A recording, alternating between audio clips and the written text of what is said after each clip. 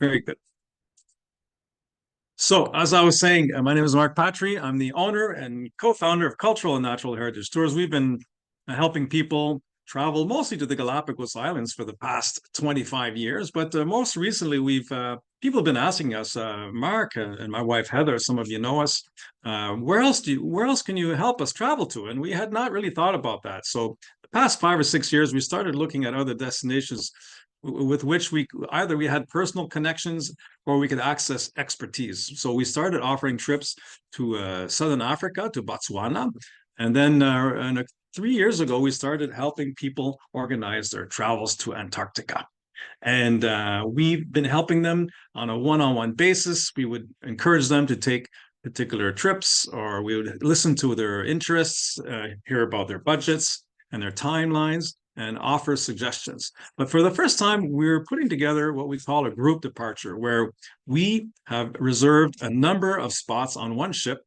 And by doing so, it gives us several advantages, and then it makes it for a more pleasant trip, a more cohesive group. Instead of traveling alone amongst a group of strangers, you'll be traveling amongst a group of cultural and natural heritage tours guests, which I believe are a special bunch. Our guests tend to be people who are curious, engaged, and interested in learning all about their destinations. So tonight, because I myself am not an Antarctica expert, and I do not pretend to be one, tonight I have with us Dana Walker, who is an Antarctica expert. We call her a polar expeditioner. She spent many seasons in both sides of the planet, both poles. In this particular case, she'll be telling us about Antarctica. Dana Walker is with a company, an Australian company called Aurora Expeditions, but she's Canadian. She's based just north of Whistler, outside of Vancouver. And so let's just hear her talk. Dana, welcome. Thank there you. you are. You'll be sharing a screen. So when you're ready, let me know. All right. Let me see if I can get my technical thing together here.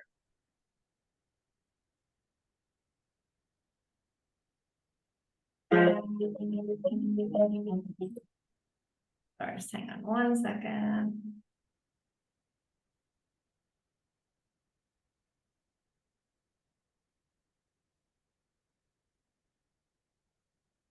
There you go. All right.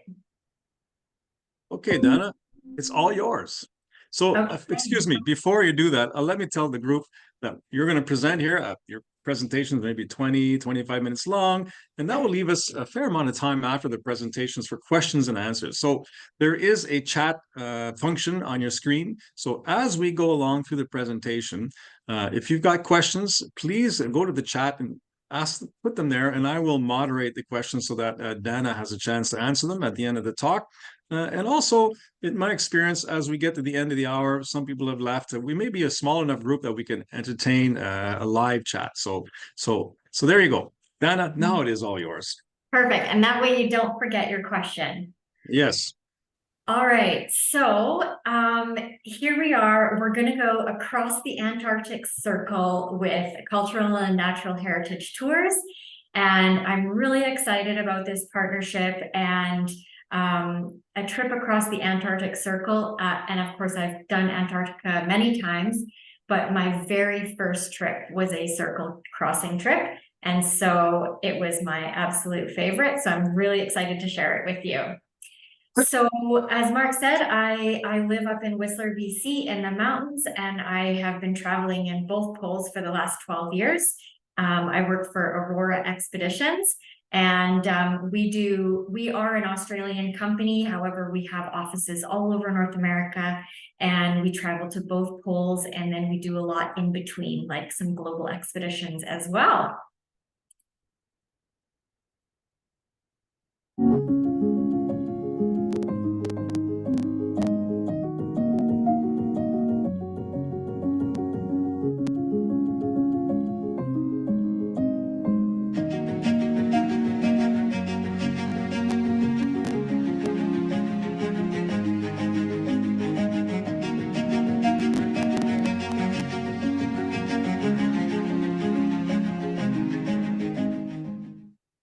Sorry, that was a little bit glitchy just because of our connection there, but I need to move this. Okay.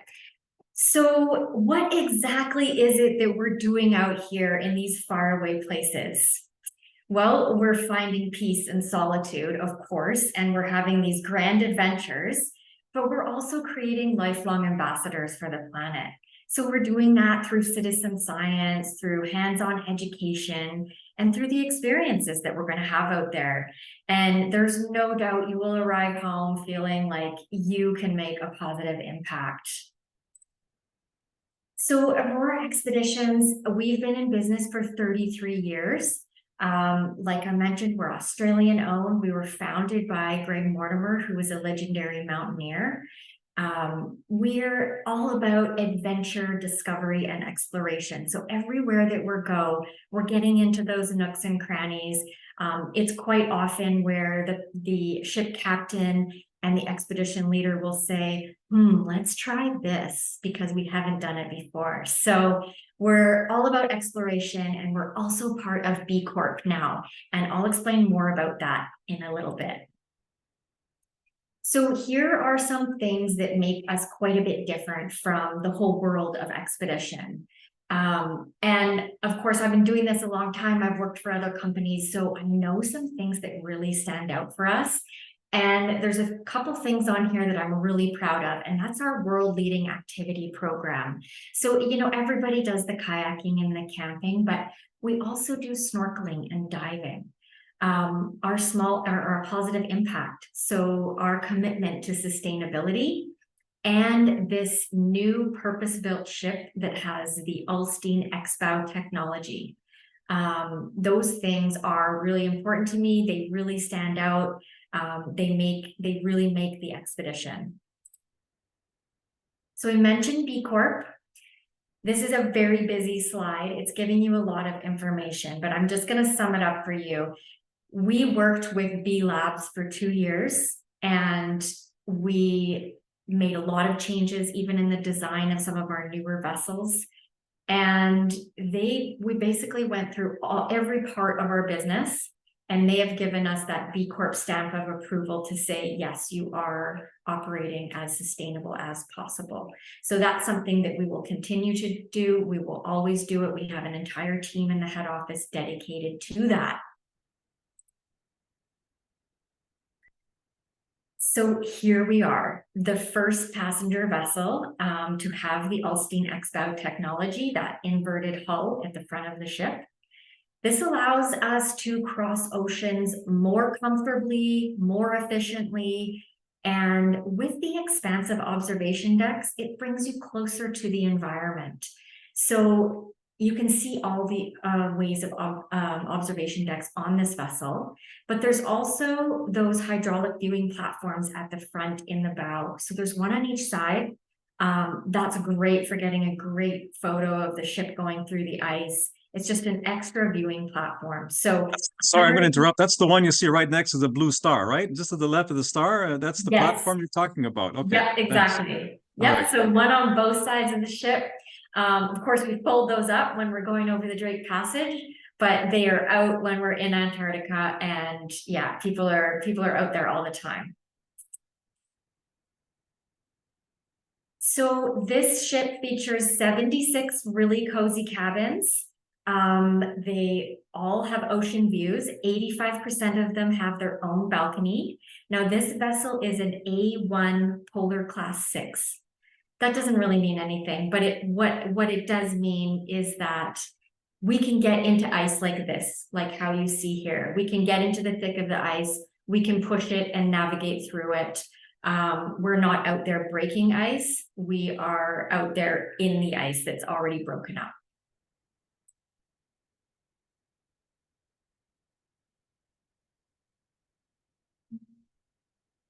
There we go.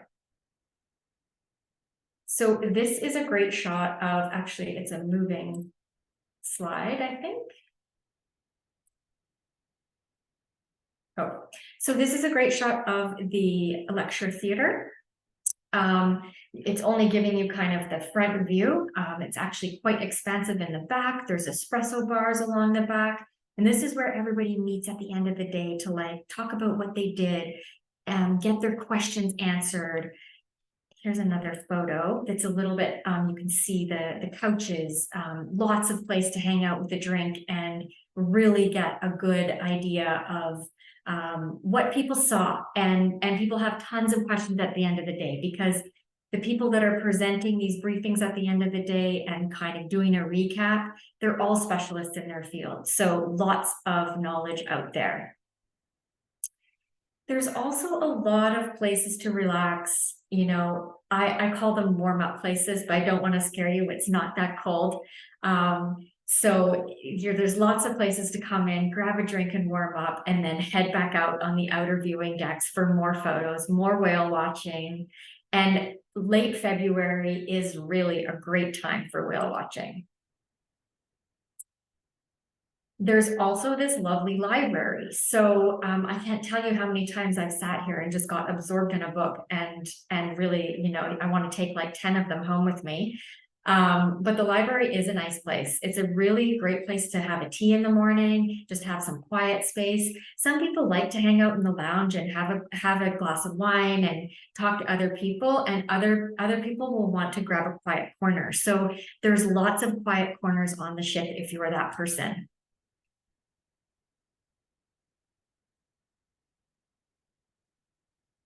So the dining room, of course, you can see quite a lovely dining room. There is a second restaurant on the ship as well, up on deck 8.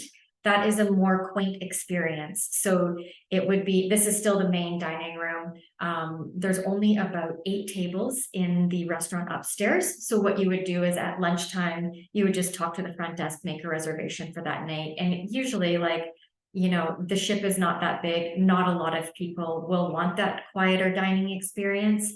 And there's usually never a problem to get a reservation. And then that is the lounge outside the main dining room.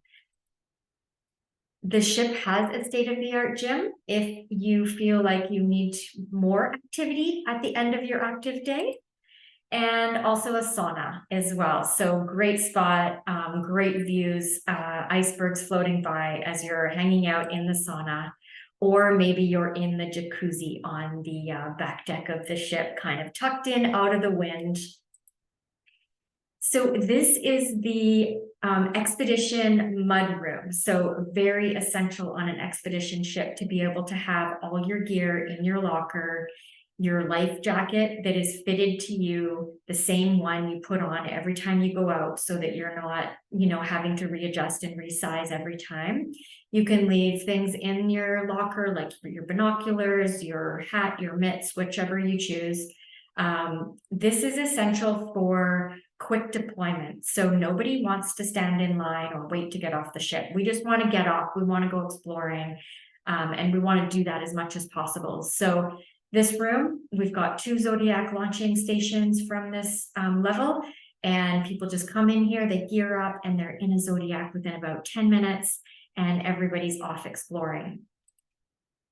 So Mark has quite a variety of cabins allocated to this special group, and I'm going to show you all of them. So the beds can be split into single beds. So they're like, for instance, this is the triple cabin. You see the little bed over in the corner, but the king can also be split into 2 twins. So if you see a cabin or you're looking, you want something specific, just let Mark know. We can switch out his cabin, the cabins that he has held, different things like that. So this would be the twin share with the porthole, and those beds can be split as well. And then you get into the balcony cabins. So this is a category B balcony cabin, and that is the category A. And there is a space for everything in these cabins. The tiles in the bathroom are heated, you know, right down to a little spot for your chapstick. Nobody wants to hear that chapstick rolling back in the drawer when you're crossing the Drake Passage. So these are the things you think about when you've been on a ship a lot. So here's a couple more, a little bit more spacious. We do have accessibility cabins as well. And then this would be the captain's suite. So the actual bed is in a different bedroom, and then you've got your sitting area out on the left here. So what we're really about is more time off the ship. We want to spend as much time out there as possible, whether that be on land or in a Zodiac. All these activities are included. So all those hikes and walks, anytime you're going out on shore, anytime you're getting in a Zodiac. We have a professional photographer on every trip. So there's a lot of photography briefings and little presentations and things like that going on. We're always participating in citizen science. So we're involved in a lot of different citizen science initiatives. That might be taking water samples out in the field, bringing them back to the ship. We're collecting the data together, different things like that. And the polar plunge, that's free too. So just depending on whether you want to brave that or not. And here is your team of expedition experts. So these are the people that are driving your Zodiacs. They're educating you in the field. They're keeping you safe. They are sitting down at dinner with you, and they'll answer any questions that you have. So they're very experienced. They've been working for us for a very long time. We've got expedition leaders and guides that have been with us for over 20 years. So they always have really great stories. So that is essentially what an Aurora expedition trip is kind of like. That's your home base. That's your adventure platform. And now we're going to really get into the Antarctic Circle. So lots of people think that venturing below the Antarctic Circle is kind of just about the bragging rights, but it's really not. It's a chance to enter a different world that is very rare and rarely seen. There's not a lot of ships that actually get down to cross the circle in a season. So it's got these great swaths of pack ice and these dreamy like icebergs, and it feels more isolated and colder than further north. So threading through these narrow channels, you've got these ice-clad mountains, whales feeding, and the lively penguin colonies. So it just becomes this lasting memory that you could share forever. This is the map and what it looks like. So it's a 13-day trip. You've got lots of time to kind of arrive into Ushuaia. The pre-night hotel is included. So you arrive in on day one, you stay in a pre-night hotel, you'll have a briefing there that night.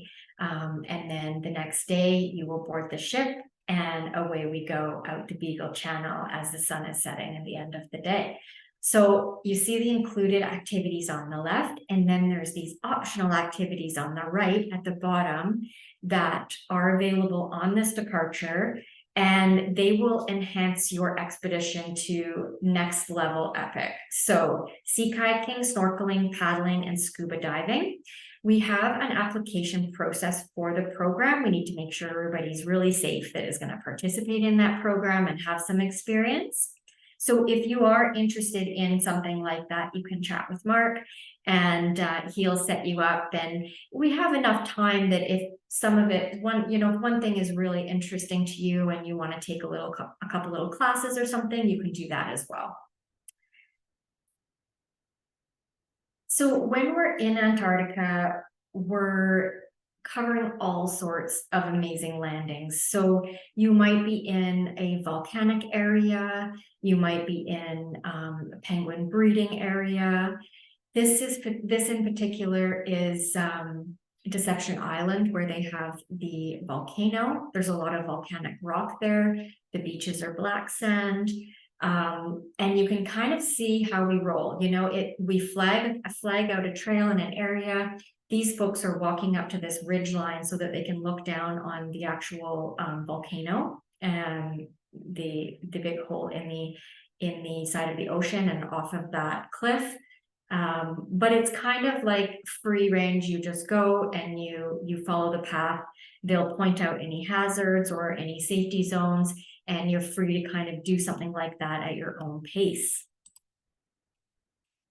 You're going to see lots of whales in Antarctica in February. I'm not sure this science behind why there's so many whales that time of the year, but it seems like late February and March, they're all fat and lazy and they're just logging near the surface or showing off. So it's very common to see a whale like a humpback very close to a zodiac. And they're always flipping around, waving, showing off. So very good whale opportunities. Now here on the right, you see our mode of transportation. So every time we're getting off the ship, this is what we're traveling in. We're using these little Zodiac boats to get closer to the wildlife, make less of an impact. We don't want to bring the ship in too close. So we're on these boats, we're either using it for transportation or we're using it to go see the seals or the, whatever we're looking for out there. Oh, and that lady taking that picture, that's off her balcony of her cabin. So almost like every time I was in my cabin, I was out on this balcony taking little videos, taking photos. It was very hard to go to sleep because something epic was always floating by. So great to have a balcony cabin. And then the ice. So people think, oh, end of season, the peak of the season is in January, and that's because it's the peak of the summer. So that's when it's the warmest. That's when the skies are the sunniest. You're going to get a lot of glare, not so great for photos. And the penguin chicks in January are quite young, so there's a lot of restrictions. But in February, you're getting these bright colors, you're getting the sunshine, you're getting all seasons really. And the penguin chicks have started to grow up a little bit. They're adolescents, they're leaving the nest, they're being crazy, and very curious. So you'll see icebergs like in the Lemaire Channel where they're quite choked together like this. And then you'll see as you head into an entrance of a channel or coming out of it where the wind has blown the icebergs out. But the scenery is absolutely jaw-dropping. The arch icebergs as well, those are super dreamy. Of course, it looks like it would be so fun to just go cruising through an arch, but of course we have these safety restrictions and we're always following that, and you'll learn a lot about ice and iceberg safety. So when you see an iceberg like the size of this, it's twice as big under the water as it is on top of the water. So we're always concerned about ice rolling, because if it rolls, it can create quite a huge wave.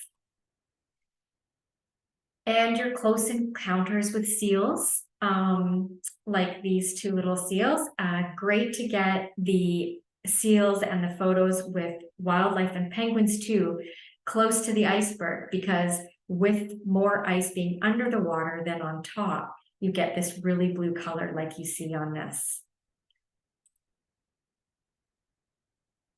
Now, this is a great landing spot. So it's just another experience landing on different kinds of ice. So this is fast ice. Normally fast ice is fastened to the shore.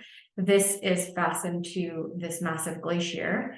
But what an experience to be able to get off the Zodiac, have your photo taken here. The restrictions as far as walking and going for an actual walk here would have been quite a bit restricted, just with all the setbacks, but these are the areas and the moments that are just unforgettable. And then more unforgettable moments. So like I said, when we're on those Zodiacs, we're seeing things like this really close up. This was obviously, I think it was taken from either from the ship or by drone, I'm not sure. But these seals family here lounging about, swimming and sleeping on the ice. Now, your activities in Antarctica are going to be based on your ability and what you want to do that day. So the picture on the right is a good one, because you can see some people hanging down just on the flat. Those people, they probably decided that they were going to hang out down below, take some photos, not walk too far. The people just in the middle, they are taking the mediocre hike and they're not going to go up to the high point.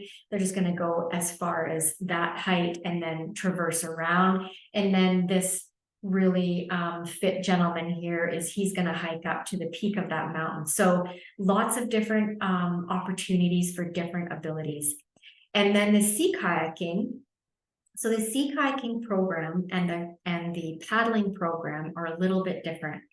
The paddling program allows you to be in a more stable kayak, and it's more self-guided. So you still have a guide with you, but you can kind of paddle about as you wish, take photos, and just get the experience of it. And you usually go out 3 to 4 times on an expedition like this. The sea kayaking, however, they're trying to get you out as much as possible. So you go in that kayak for a couple of hours each time. And those people, they're paddling hard and they're going places. So the price reflects those two opportunities, and you can definitely chat with Mark about those. Here's a great shot of the diving. So I'm not a diver, but I can imagine what's under the water is as spectacular as what you're seeing above the water. So we do get a lot of divers because we are one of the few companies that offer this opportunity. So if diving is your thing, then absolutely check that out. So a typical day in Antarctica, here you see the ship in the background, and we've got our little zodiacs zipping around. We're taking people places, and we're, organizing ourselves for our adventure for the day. And these Gentoo penguins here, they're waiting for us. You can see the one there with the little furry back. He was probably a young chick that he's maturing now and losing his baby feathers. Some of them look like that in February as well too, because they'll go into their catastrophic molting period a bit early. Usually that doesn't happen until March, but sometimes it happens in February, and it's usually the older penguins, and they go through that molting process and they grow those new waterproof feathers. So they're always waiting for us. They're kind of like golden retrievers in February. When you stop at a landing site, they're almost ready to like jump on your pack or peck at your leg, and you almost have to like just stop and stand still and see what's going on around you. This is a Gentoo penguin colony. Now, this is a very classic shot. Also, if I was a Gentoo penguin, I would definitely decide to spend my summer here, because look at the scenery, like it's absolutely epic. And the reason that they're all spread out like this is because in the spring, when the penguins come out from inland of the continent of Antarctica, they come out to the peninsula because it's the first to melt. So it's the furthest the furthest north, and it is the first area of Antarctica to melt. And so when they get there, they want to be close to the ocean, and they're looking for rocky outcrops to build their nests. So they've picked all the high points on this landing site. It's absolutely perfect for penguins. It's close to the water for food, and they've literally spread out all across this landing site. So it's a beautiful example of how the penguins, habituate in the summer months in Antarctica. So they'll build their nests in February.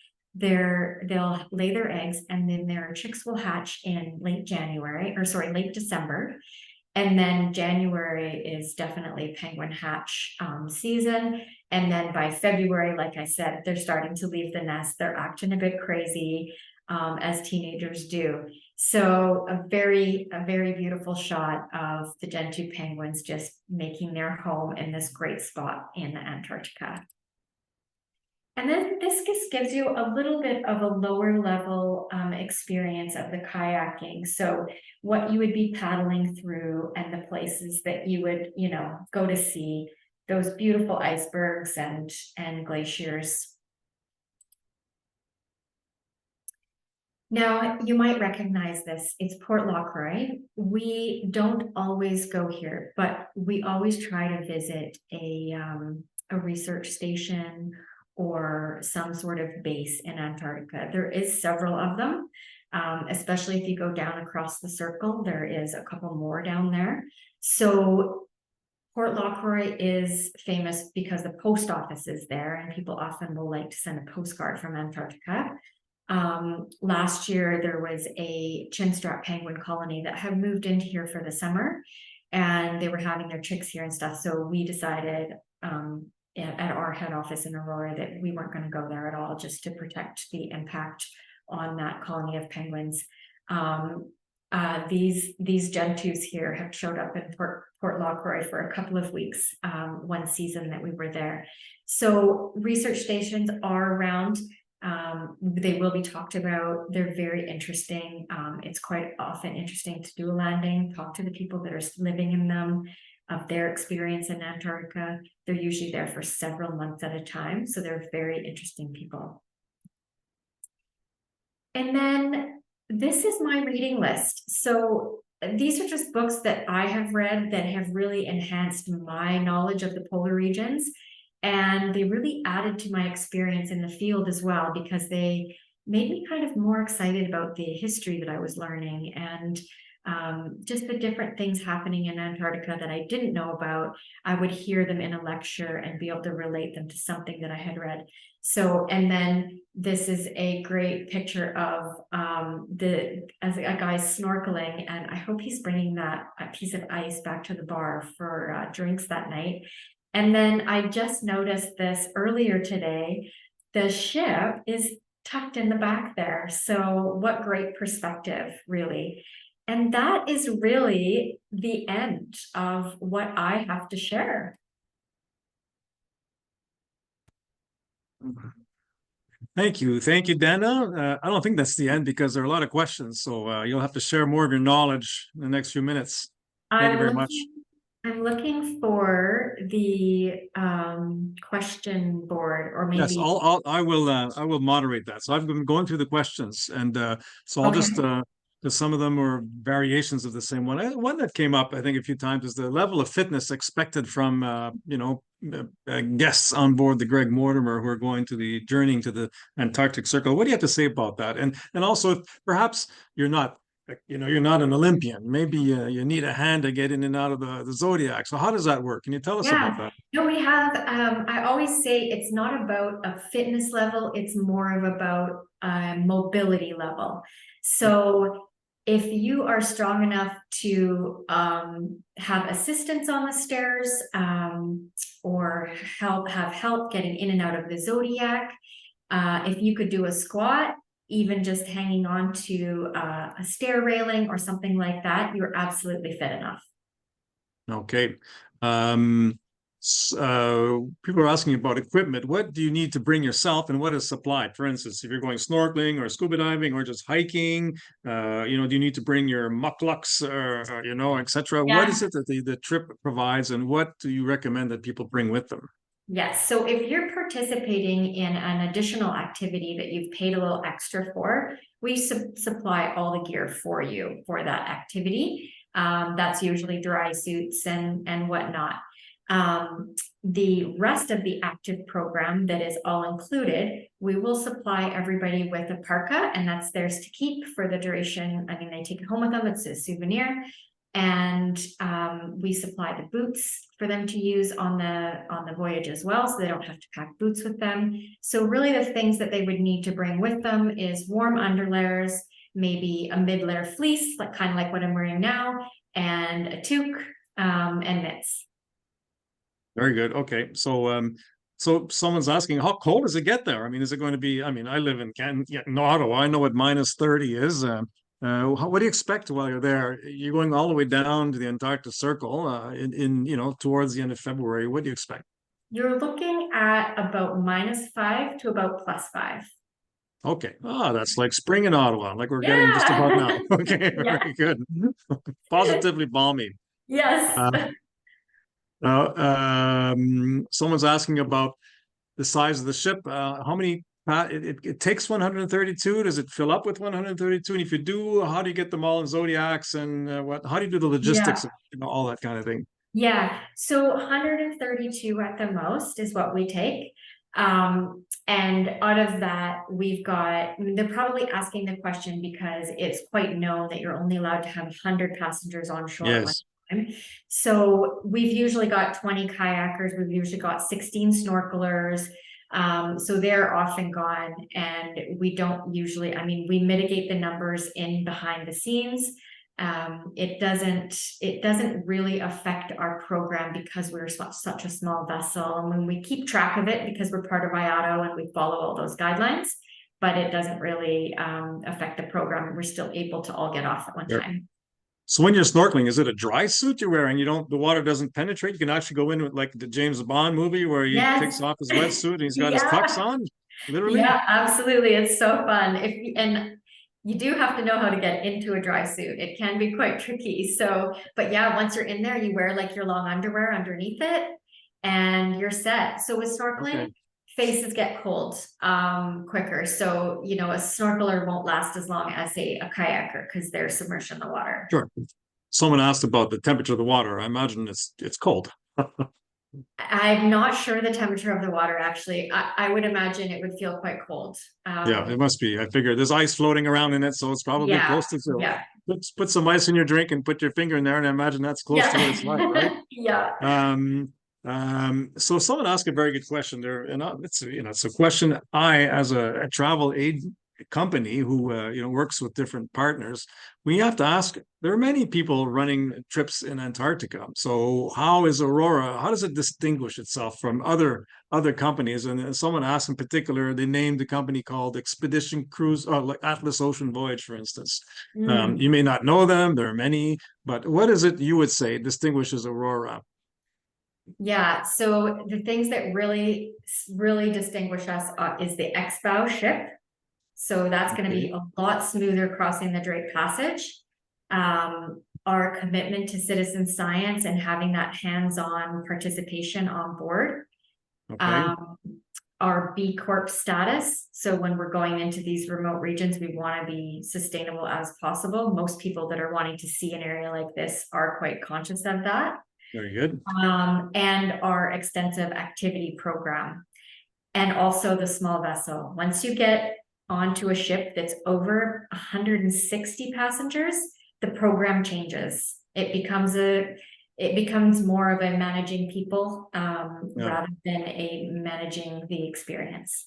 Sure. So I've heard stories of where you had the ship is there's so many people that you have a one group going ashore and then you have to switch, but by the time it's time to switch, the ice flows move and the second group can't go and there's disappointment. So Yeah. you're by And being a small ship.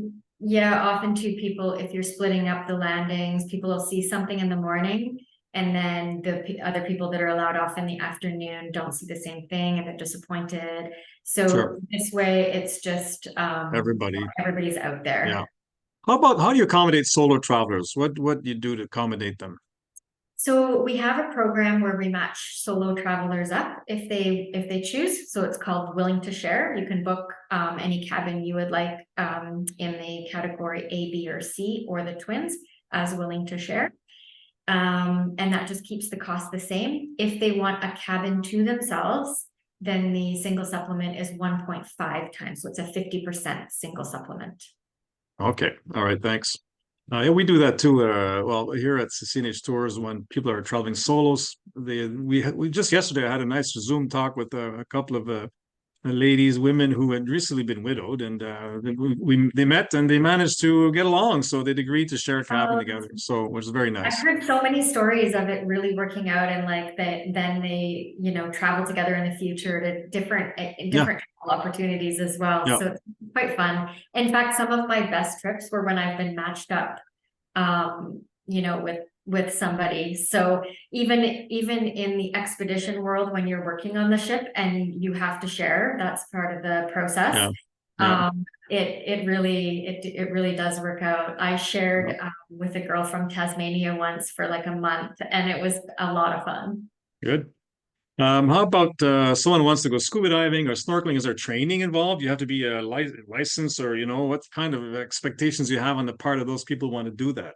Yeah, you do have to have some experience, and you have to have some cold water experience. So if you have somebody that's a certified diver, but has never dived in super cold water. They've only dived in the tropics. Then they'd have to get like a be cold water certified. And then there's like a dry suit certification as well. So, But so the this is something, snorkeling, so I'm just going to interrupt you. If you want to do that, you'll have to prepare ahead of time.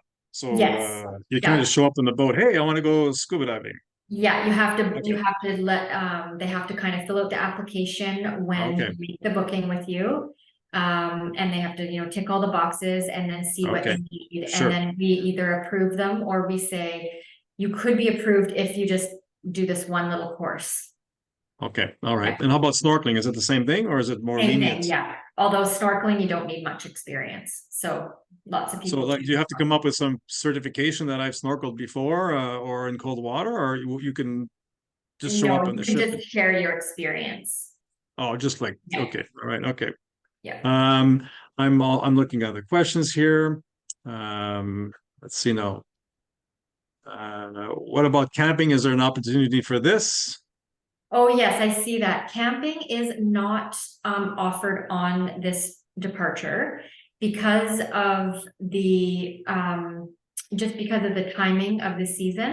There's not a lot of snow around. So when we camp, what we like to do is dig down into the snow. So we need a lot of fresh snow. So we only really camp in the really early season months like November. Okay, very good. Someone asks, what are the benefits of doing this as part of the CNH Tours group? Well, that's a very good question, one I should be able to answer. Well, we're doing this, we're doing a group departure. So, well, we didn't really cover this, right? When you do a group departure, you have the benefit of having a tour leader accompany the group. So going to Antarctica, you have a choice. You have lots of choices, and you can go independently. You book with the company, and you go down, you alone, or with your spouse or partner or friends, and then you're just two people on a ship with 100 150 people, who knows, and you're well taken care of. But as if you're going as part of our group departure, you'll be with the CNH Tours group. You'll have your own dedicated tour leader, someone who's watching out for you all the time. Their job is to make sure your trip goes as swimmingly as possible. And also, although we haven't finalized the selection of our tour leader yet, it's most likely we'll be selecting someone we work with very closely in Galapagos. He's a Galapagos resident, and he's done 7 expeditions to Antarctica as well already. He knows what he's doing.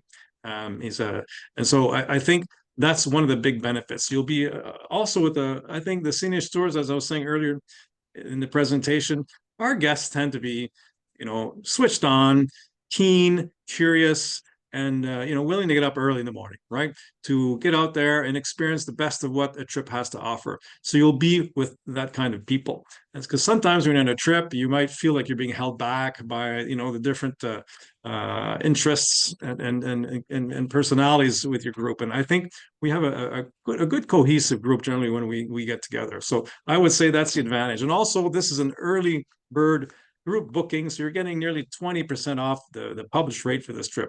And we're also offering a good onboard credit as well. So those are some of the advantages. I hope that helps answer that question. Perhaps you can add a bit on the tour leader, Dana. What's your experience Well, with that? You've seen that people doing yeah, groups yeah, traveling I've with that. experienced groups on board where they have their own tour leader, and it does make it more personalized, a little bit more customized. Also, because I cover Canada for Aurora Expeditions, I can tell you that I have given Mark the best price. And we're not offering any other groups on this departure. Oh So no. yeah, so as through any other Canada agency won't have that price. So yeah, I think in general it's much better to join a group departure. Yeah. Okay.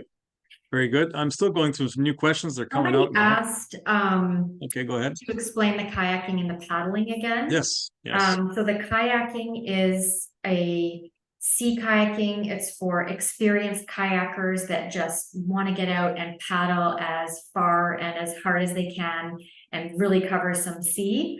And paddling is for people that would just like to try it and experience being in that small kayak in the big open ocean in Antarctica and getting that, close experience with being in the small boat.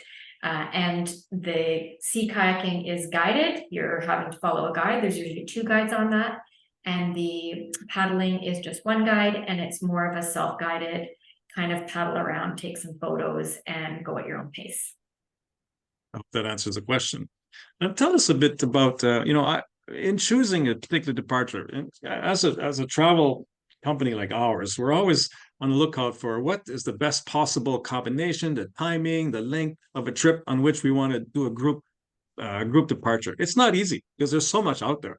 You do the full 23-day, very expensive trip. You do the fly in, fly out just for 8 days. You journey to the Antarctic Circle. You go and you can go as early as late October, I understand. You can go into March. So, which one do you choose that would appeal to the most? Tell us, can you give us your thoughts about going towards the end of February, early March? What it makes that particular time? Every departure, every season has Yeah. something special going for it. I can't say that this is absolutely no brainer. This is the best time of year, the best place. I think no one can say that about any time of year in any place in Mhm. Antarctica. But what makes this particular trip? What stands out when you do this particular trip compared to Yeah. going in October or just going to the top of the peninsula, etc.? Yeah, what really stands out in February is how immersive it is with the wildlife. So, um, somebody told me once, this was on a sales call, and they said, I want to walk with the penguins. Well, you can't walk with the penguins in January because they're all sitting in their nests, they're protecting their babies, and you're keeping your distance. But in February, the landing sites are literally littered with penguins of all different sizes and ages. So the wildlife is very immersive. You're in it. You feel like you're in this snow globe of wildlife. And that's what attracts me to the February departure. Also whales. I call it whale soup in Antarctica in February, late February, because it's just literally, you could do a cruise one night and be out on the outer deck and there's just blowholes everywhere. So I like the fact that the wildlife is a bit more plentiful.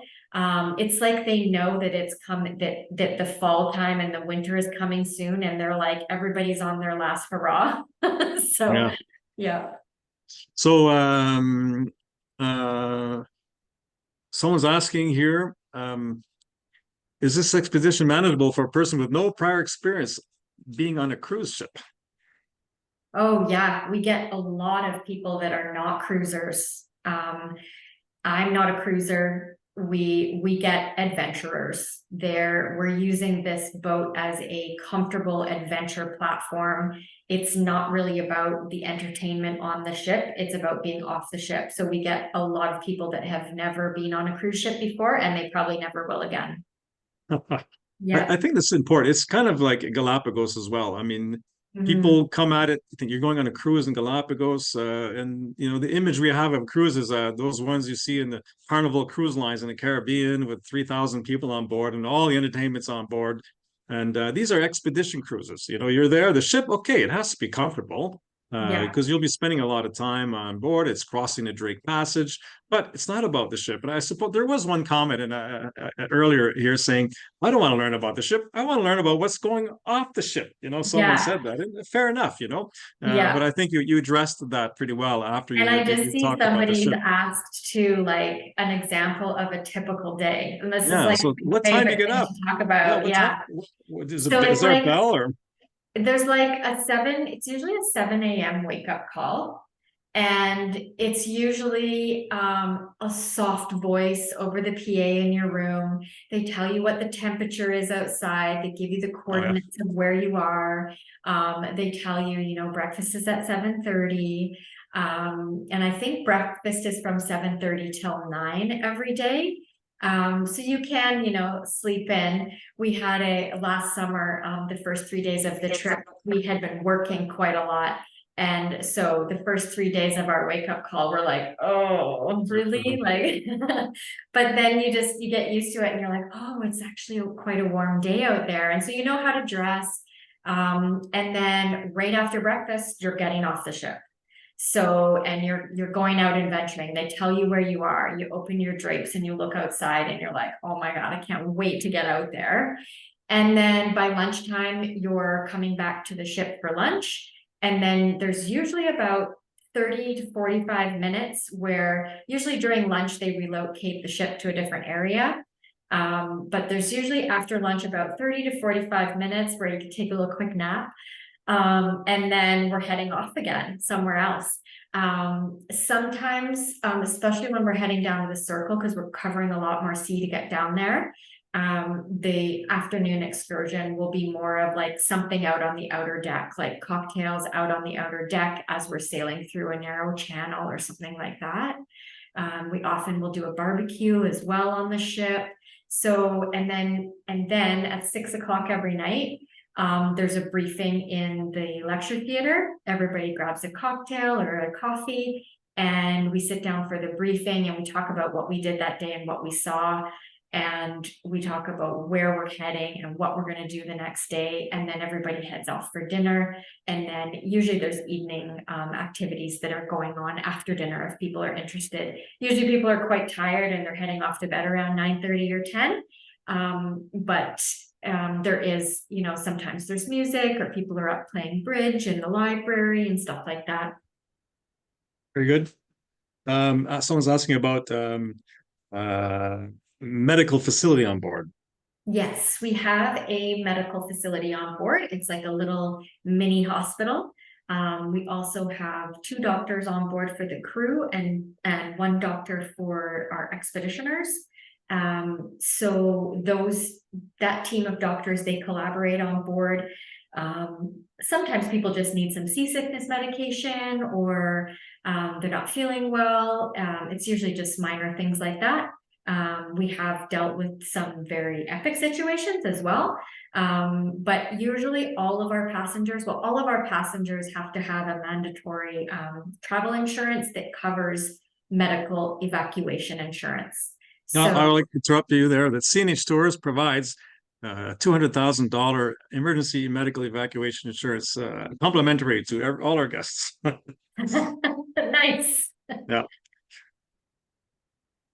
I was just going to ask, someone asked here, I want to get in because I don't want to forget this one.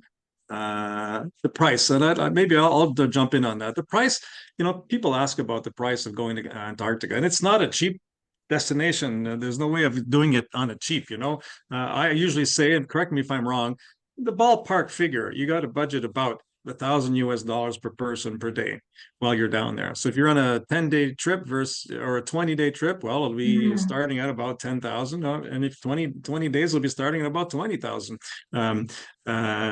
Our trip is about 13 days long, I understand. And so we're getting a bit of a deal. As I said, we're getting almost 20% off as a early bird group booking. So that's, instead of 1,000, it's getting closer to 800. However, there's different capping classes. So if you're keen on, you want the royal suite, well, then it'll be a bit more expensive, right? So there you go. That gives you an idea of the prices. That's the price from Ushuaia. Of course, you have to get yourself down there. And flights typically to Ushuaia go through Buenos Aires in Argentina, in the north of Argentina. So people typically will find connections through Miami, depending on where you're coming from, down to Buenos Aires. I hope that answers that question. Yeah, you can add like anything in Patagonia, being that when people go down there, it's such a long trek for us in Canada. If you want to add like a little land package in Patagonia, Mark can work on that too. Sure. We've got those treks offered, and Anisha was just asking about the reading list and if there was anything that I read from the list that was close to my real experience. Not really, other than the fact that they're all kind of stories about explorers and history. And you will feel like an explorer down there. You will feel like you're removed from society. You will be exploring, for you the first time some of these places. Sometimes it'll be the first time for our expedition team as well. So you will feel like an explorer, and when you get back on that dock in Ushuaia at the end of your trip, you will be a changed person for sure.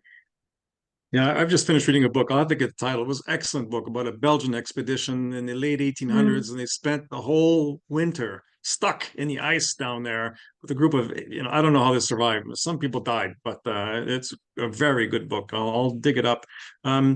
Darita asks about how long a trip is, but the trip we're doing is a 13 days, is it?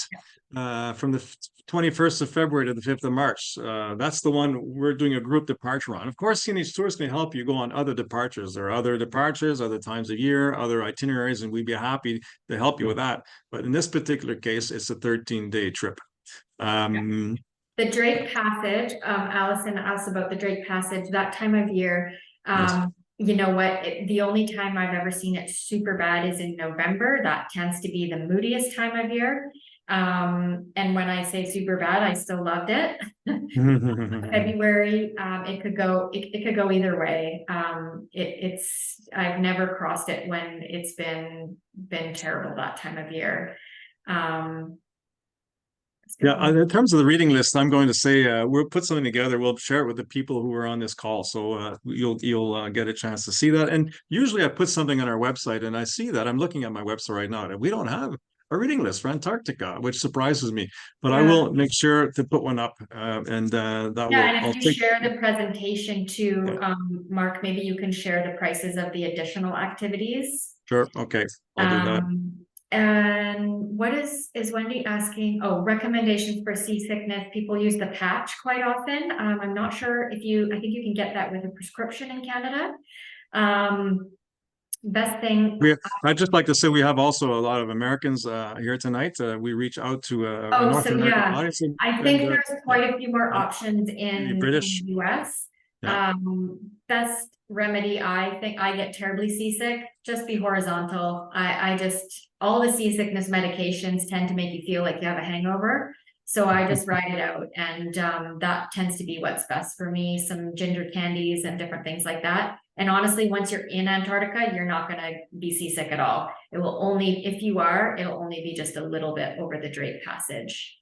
My general impression, I would say, because we've been helping people organize trips to Galapagos for 25 years, I can't believe it, and it's usually a huge concern. Fair enough, but people come back, and very few say it really affected my trip. So some of them may have been affected by it, but few will say it ruined my trip. Yeah, I'll suffer through it time and time again. Oh, you, eh? Okay. Yeah.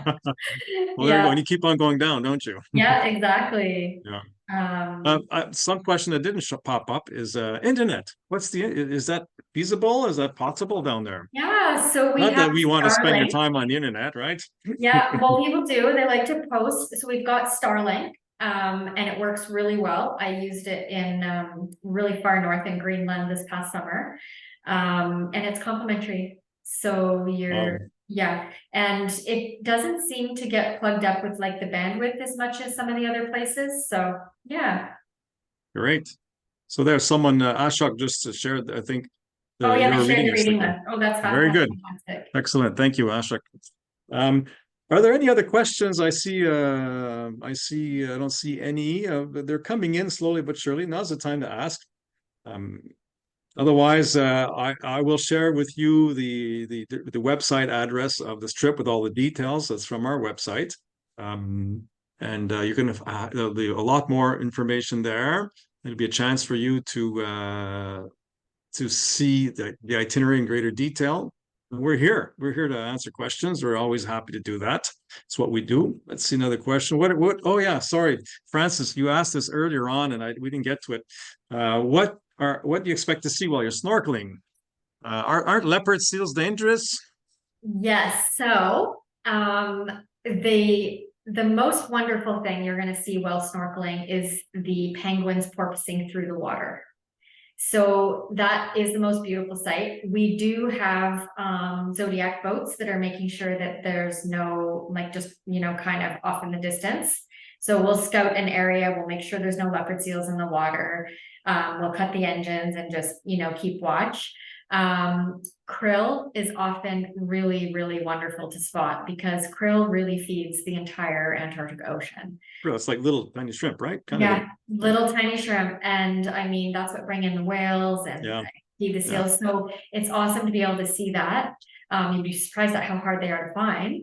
And you know, the ice, like in and around the ice, closer to shore, it's not going to be like this colorful tropical anything, but you are gonna see the odd, you know, no fish, no, just No fish. actually, yeah, Okay. yeah. Very good. Well, if you want to see fish, I'll tell everyone go to Galapagos. Maybe you can combine the two. After you finish your Yes, trip in Antarctica, you can yeah, stop in Galapagos on the way home, and you can go from the cold waters to the warm waters. Someone's asking if the trip will be available in 2026. I suspect that our group booking will be filled up by well before then. yeah, And the group departure is in 2026. yeah, that is when the trip's taking place. We're doing this far in advance. Why? Uh, by booking early, you get the early discount.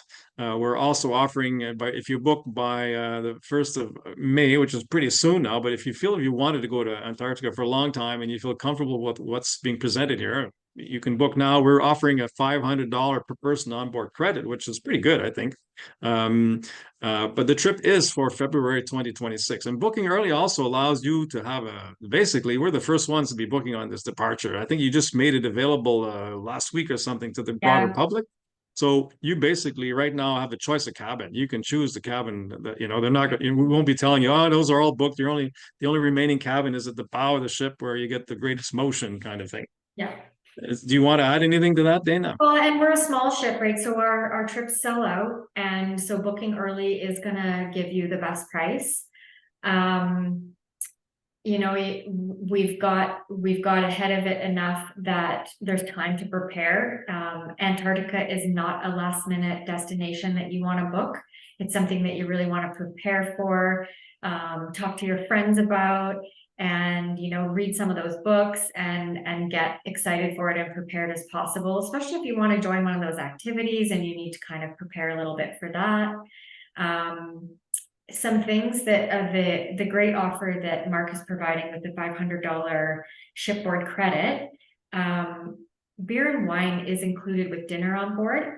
But if you wanted cocktails or anything like that, that would be a little bit extra that you could spend some of that shipboard credit on.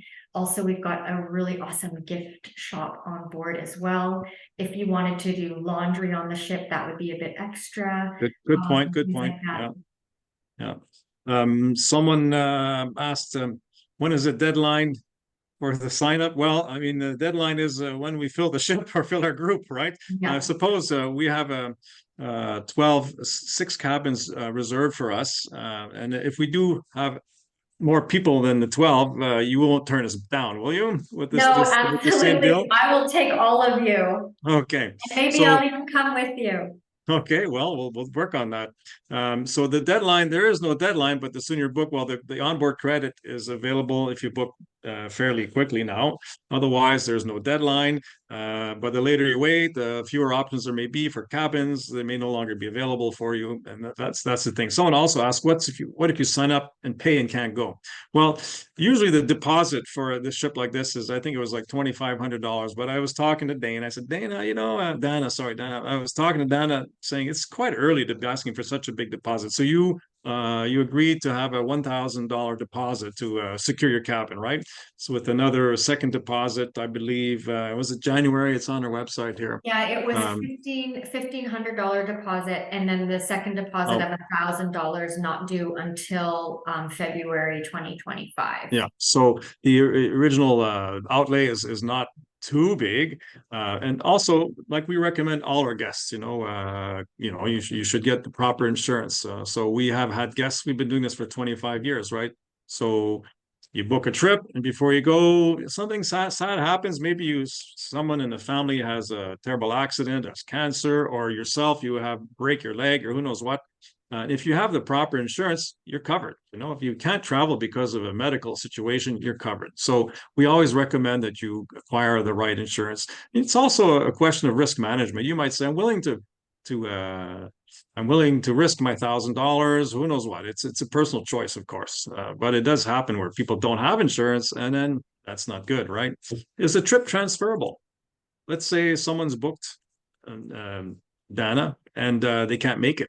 If someone else takes their place, if they say, listen, I can't make it, but my best friend's going to go for me, Yeah, we can do name changes for, I Okay. believe it's a $250 fee. Okay. So that's a very And I'm we happy can you do that. change Some companies don't do too. that. Yeah. We can So transfer them to another trip if they wanted yeah, as or that's well. very good. So those help attenuate those kinds of risks. When is the early bird registration deadline, Nana? Well, that would be just your deadline because we've Yeah. given you, they're getting the Yeah. early Okay. bird, and Yeah. then like the Okay. way it Yes. works with us is that we only have so many cabins allocated at a really good early bird price. Yeah. Um, so we've given you all those Yeah. cabins Yeah. and then we've discounted it further for you. Sure. And I've got to put money down myself by a certain date. Yes. So yes, so it's in my interest as well to have you all book early. Yeah. Okay. Yes, that's good. So that's the registration. There is no deadline per se, but the sooner if you register now, if you book now, you'll get the $500 onboard credit. I'm I'm saying it's guaranteed you'll spend $500 on board one way or another. So if you got the credit, there you go. It's covered. How will you share how to sign up? I will do that. I will send a follow-up note. The CNH Tours website has all the details there, plus the booking form. So I will share that with you after this talk. How are we doing here? Everybody's still on board. We haven't lost anyone yet, and it's coming. That's, It's over an hour that's yet. so awesome. I like to say I used to do a lot of talks and presentations in my previous life, and I would tell people this is a 1 hour talk, and at the end of the hour, I would say, "Okay, people, you can leave now. Don't feel embarrassed because I said it was 1 hour, so leave." And I'm happy with that. But if you stay, that's fine. And typically, what I do at this stage of the game in the presentation, like as I think Nana has a life, right? I mean, we could be here all night. It's all polar. Maybe it's all polar. We could open it up to questions. So people can start talking. That we could try that, but there's still a lot of us here. But I do have another question here. So if I cannot make it or transfer to anyone, then how much do I lose? Yeah, your deposit is. Go ahead, Dana. You can answer this Yeah, question. so the deposit is, so it depends on when this happens, but if you pay the $1,500 deposit up front and you insure it, I don't think it would cost you very much to insure $1,500. You would get it all back through your insurance company. But so say you pay the $1,500 and then you decide by next January that you're actually not going to be able to make it, you're going to have a surgery or something that you're recovering from instead. Then you can ask us, hey, can I move this trip? I'll pay the fee and I'll move it to a different departure that I can do at a later time. Or you could pay the transfer fee and move it to another person. Or then you would fall back on your insurance. Yeah, and that's I would say where CNH Tours comes in. We say, Dana, help us out here. This person, they're doing their best, and can you see what you can do? There's no guarantees, of course, because there are terms and conditions that's the bottom line. But we do our best, CNH Tours, to try to twist some arms a little bit. Sometimes we're lucky, sometimes we're not. Yeah. And And that's why you so want to really, when you're looking at doing a big trip like this, you want to book with an agency that has a great relationship with the operation, because that's how you're going to get the most flexibility out of things like that. Yeah. Someone's asking about the dollars. It's all US dollars, I have to say. I mean, the Antarctica operates in US dollars. Just not a country, of course, but all the operators they charge everyone in US dollars. So the ships will charge whether you're living in Europe, in Canada, United States, and Japan. The price is US dollars. The local agent may translate that into Canadian dollars, but at the end of the day, it's the same amount. So, and because of the currency fluctuations, we decide, and because at Senior Tours, a lot of our guests are from the United States, from Canada as well, some from Europe and even Southeast Asia. But we have chosen to price everything in US dollars. So that way, there's no variations. And Francis is asking it about timing, February and March. Is it the Yes. best time? I have trouble answering that because Antarctica in the summer season, it's all the best time. It's all so awesome. But I really particularly love February and March because the wildlife is so much more abundant than, say, November. There's still penguins in Antarctica in November, and there's still seals and whales and stuff like that, but they're a little bit more few and far between, whereas February and March, it's much more abundant, and that's why I like it. It is Yes. to do a group departure. Yeah, but in terms of the best time, I see a lot of that. I follow a lot of social media. When's the best? When's the best? Well, it's all best is very subjective. So if I Mhm. want to see little tiny baby penguins in the nest, well, March is not the best time. Yeah, That's exactly. what if you're focused on seeing the baby penguins in their nests being fed by their parents, March is not a good. If that's your driving, motivation to go to Antarctica, then don't go on this trip. I'll be honest with you. Um, Yeah. but by the time February comes along, those baby penguins, they've grown up, they're running Mhm. around. And whereas you're having parents just feeding chicks in the nest, now you're having a bunch of penguins running around or Yeah. whatever. So there's a different, if that's what you want to see, or if you want to see a lot of whales, Yeah. every season is different. You have to go back three or And four times. Anita had a great question about the decks on the ship where the cabins are and if one is more favorable than the other. So if you are susceptible to seasickness, you should book something on the fourth deck, midship. That's the best spot to be for less motion. Deck six is like deck six has the balconies that are above deck four. So you feel kind of, there's no kind of ceiling or anything to kind of block you in. You feel really open Out on deck there. six, on the balconies. Yeah. So for seasickness, deck four midship with a balcony. And for the best view, deck six anywhere. Mandy is asking about is it cheaper to do the group departure than any other way?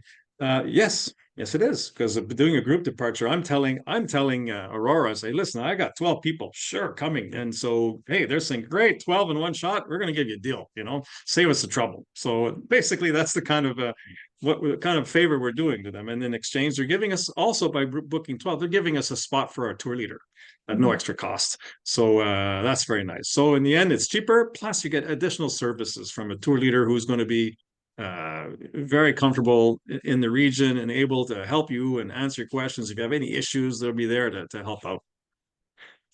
Okay, now it's 8:16. I think I'd like to I haven't had dinner yet. So I'm kind of 8:16 my time here. I think we've gone through a lot. Dana, I appreciate the time you took tonight to help us Yeah, better understand the absolutely. trip. And any questions that anybody has, please Yep, give me a call yep, tomorrow and we can yep. sort that out. It was really nice to chat all things Antarctica with you and have a lovely evening.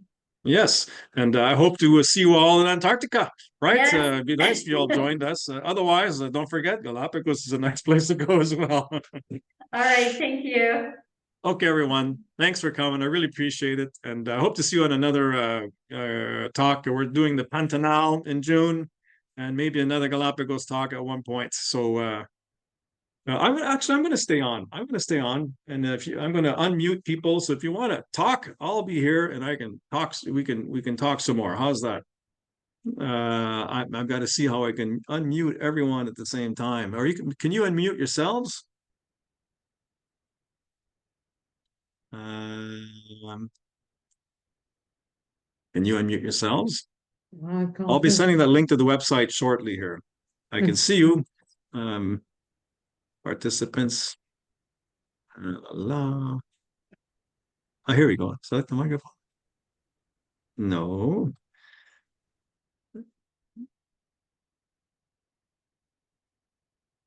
Stop recording.